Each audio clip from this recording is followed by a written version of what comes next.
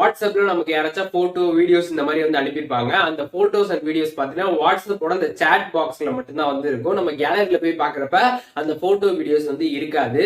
So இந்த problem நீங்க வந்து ஃபேஸ் பண்ணிட்டு இருக்கீங்கன்னா அதை எப்படி சால்வ் பண்றதுன்னு சொல்லிட்டு தான் இந்த வீடியோல நம்ம டீடைலா பார்க்க போறோம். பார்க்கறதுக்கு முன்பாக நம்ம சேனலுக்கு இப்பதான் ஃபர்ஸ்ட் டைம் வரீங்கன்னா சப்ஸ்கிரைப் பண்ணிருங்க, பெல் ஐக்கனை கிளிக் பண்ணி ஆல் அப்படின்றத செட் பண்ணிடுங்க. வீடியோக்குள்ள போகலாம். வாட்ஸ்அப் ஆப் ஓப்பன் பண்ணிடுங்க. சைடில் 3 டாட் பட்டன் கொடுத்துருப்பாங்க. அதை கிளிக் பண்ணதுமே செட்டிங்ஸ் ஆப்ஷன் இருக்கும். அதை நீங்கள் கிளிக் பண்ணதுமே இந்த பேஜ் வந்து ஓப்பன் ஆகும். இதில் பார்த்தீங்கன்னா சாட்ஸ் அப்படின்னு சொல்லிட்டு 4வது ஒரு ஆப்ஷன் இருக்கும். அதை கிளிக் பண்ணதுமே மீடியா விசிபிலிட்டி அப்படின்ற இந்த ஆப்ஷன் பார்த்தீங்கன்னா டிஃபால்ட்டாக ஆஃபில் வந்து இருக்கும். ஸோ அதை கிளிக் பண்ணி ஆன் பண்ணிக்கோங்க. ஸோ ஆன் பண்ணதுமே பார்த்தீங்கன்னா இனிமேட்டு உங்களுக்கு வாட்ஸ்அப்பில் வரக்கூடிய ஃபோட்டோ வீடியோ ஃபைல்ஸ் எல்லாமே பார்த்தீங்கன்னா உங்களோட கேலரியில் பார்த்தீங்கன்னா வந்து ஷோ ஆகும்.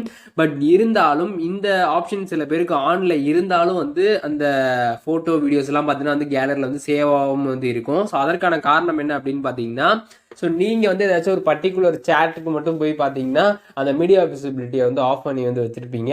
ஸோ அந்த மாதிரி எந்த சேட்லேருந்து உங்களுக்கு வரக்கூடிய அந்த ஃபோட்டோ வீடியோஸ் இதெல்லாம் வந்து சேவ் ஆகலையோ, ஸோ அந்த சேட்டை ஃபஸ்ட்டு வாட்ஸ்அப்பில் வந்து எடுத்துக்கோங்க. அந்த ப்ரொஃபைலை வந்து கிளிக் பண்ணிடுங்க. கிளிக் பண்ணதுமே சைடில் இந்த மாதிரி ஒரு ஐக்கான் இருக்கும், ஐ பட்டன். அதை கிளிக் பண்ணிடுங்க.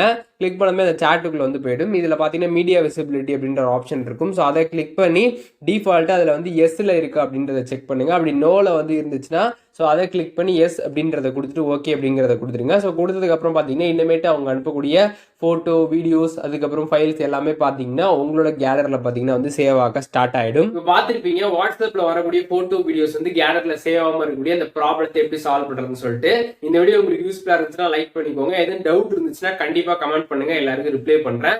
பர்சனலான டவுட்லாம் ஆச்சுன்னா என்னோட இன்ஸ்டாகிராம் ஐடிக்கு வந்து கான்டாக்ட் பண்ணுங்க, நான் ரிப்ளை பண்ணுறேன்.